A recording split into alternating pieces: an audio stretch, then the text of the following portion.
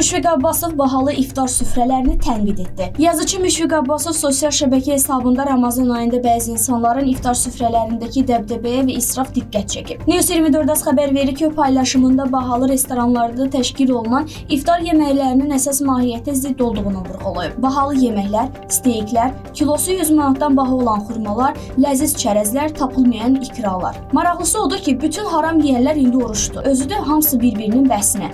Evimizin altında Etçi Umud restoranı yerləşir. Bu günlərdə qarşısında saysız hesabsız bahalı maşınlar dayanır. Allahı tanımayanlar oruc adıyla göy günahlarını yuyurlar. 4 nəfərlik iftarın hesabı 1500 manatdan yuxarıdır. Halbuki 1500 manatla 100 ac adamı doydurmaq olar. Tanrı bu dəbdəbəni görürsə, vallah gələcəkdə oruç tutmağa haram buyuracaq deyə yazıcı qeyd edib.